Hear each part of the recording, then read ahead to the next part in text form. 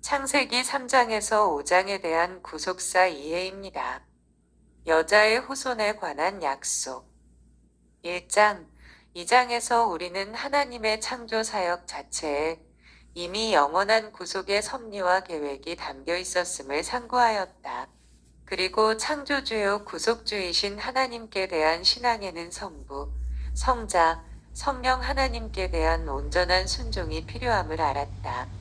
이와 더불어 이 세상에 대한 하나님의 통치권을 대행하고 하나님 말씀의 능력을 힘입어 삶을 변화시키며 하나님을 찬양하는 삶을 사는 것과 영화로운 구속을 향한 대망 등이 필요함도 알게 되었다.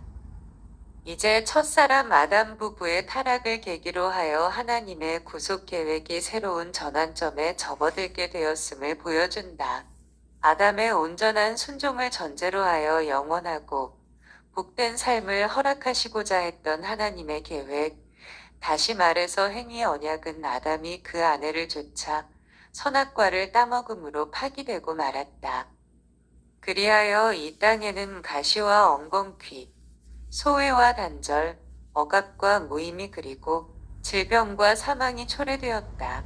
사도 바울은 이를 피조물이 썩어짐의 종노릇하게 되었다는 말로 표현하기도 했다. 아담 부부는 한순간의 치명적인 실수로 말미암아 언약의 중재자 직분과 왕적 대리권을 상실하는 위기에 처하고 말았다.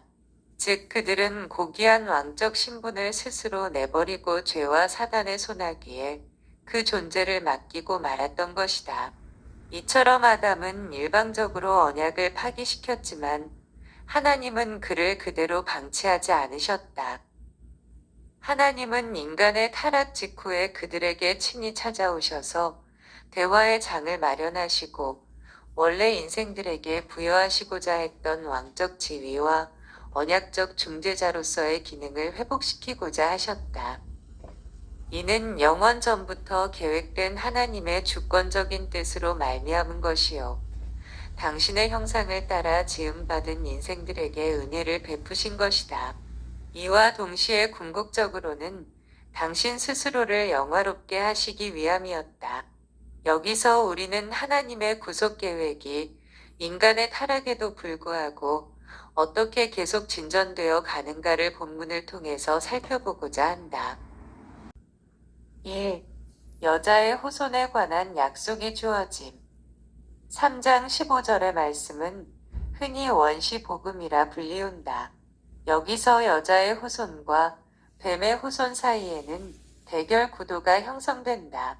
넓은 측면에서 보면 이 양자는 구속사의 전개 과정 속에서 서로 대립될 수밖에 없었던 소위 천국의 아들들과 악한 자의 아들들을 가리키나 좁게는 바로 예수 그리스도와 사단을 가리킨다. 예수께서는 인류의 죄를 대신 지고 십자가에 못 박히셨으나 발꿈치가 상하게 됨, 다시 부활함으로써 사단의 세력에게 치명타를 가하셨다. 뱀의 머리를 상하게 하심. 그러므로 사단에 대한 저주는 인간에 대한 은혜의 선포가 되었다. 하나님께서는 범죄한 인간을 징계하셨으나 저주하지는 않으셨으며 고난을 통해 인간을 다시 회복시키려는 계획을 가지고 계셨던 것이다. 또한 여자의 후손으로서 임하실 메시아는 사단을 정복함으로써 성도를 죄와 사망의 권세로부터 해방시키실 것으로 예언된다. 한 사람 아담으로 말미암아 모든 사람이 죄와 사망 가운데 처한 것 같이 한 사람 예수 그리스도로 말미암아 모든 성도가 의로서 왕노릇하며 영생에 이르게 된다. 요컨대 원시복음에 암시된 메시아 예언에 따르면 여자의 후손은 주권적이며 왕적인 권위와 능력으로서 맡겨진 사역을 수행할 것이다. 그리고 그 사역은 대속의 성격을 띠게 될 것이기에 그의 대속 사역으로 말미암아 성도는 상실했던 하나님의 형상을 완전히 회복하게 된다. 2. 셋 중심의 계보가 형성됨. 타락 후 아담은 하나님 앞에 설 수 없는 죄인의 몸으로서 절망 가운데 있었다. 3대 8. 그러나 하나님께서는 은혜로우신 섭리 가운데 친히 아담을 찾아오셔서 애당초 언약대리자로 세운 인간을 통해 이루고자 하신 뜻을 계속 실현해 나가고자 하셨다. 이러한 하나님의 은혜의 계시가 있기 전에 아담 부부는 상대방에게 죄를 전가시키고 변명하기에 여념이 없었다. 그러나 소망의 메시지를 들었을 때 그들의 태도는 변화되었다. 이는 아담이 그 아내의 이름을 생명이란 뜻의 하와라 칭한 데서 잘 드러난다. 아담은 타락으로 인해 불가피하게 하게 된 고통과 역경의 상황 중에서도 그의 아내를 통해 자손이 계속 이어지리라는 소망의 빛을 믿음으로 받아들였던 것이다. 하지만 자손에게 걸었던 아담 부부의 기대는 또 한 차례 혹독한 시련에 부딪혔다. 신실한 아벨은 그 형 가인의 손에 살해당하고 가인은 패역의 길을 떠나게 되고 말았던 것이다. 그러나 이러한 암담한 상황 가운데서도 셋의 출생으로 인해 하나님의 약속은 변함없음이 입증되었다. 바로 이 셋을 통해 거룩한 씨가 존속되고 그의 계보가 예수 그리스도에게까지 연결된다는 점에서 셋의 탄생은 앞에서 언급한 여자의 후손에 관한 약속과 동일선상에서 이해되어진다. 하나님의 구속 역사를 단절시키려는 사단의 집요한 공세는 이미 아담의 아들들의 경우에서도 결정적으로는 아기 예수를 살해하려는 헤롯의 계획을 통해서도 드러났다. 그러나 그 어떤 세력도 전능하신 하나님의 계획을 차단할 수는 없다. 다른 아무 피조물이라도 우리를 우리 주 그리스도 예수 안에 있는 하나님의 사랑에서 끊을 수 없으리라고 한 사도 바울의 고백도 이런 맥락에서 이해될 수 있다. 한편 본문에는 아담의 아들 셋을 중심으로 한 계보가 나타난다.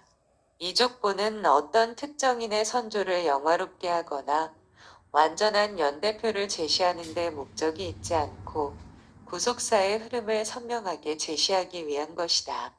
그리고 이와 더불어 하나님께서 당신의 백성을 어떻게 인도해 오셨는지를 보여주기 위한 것이다.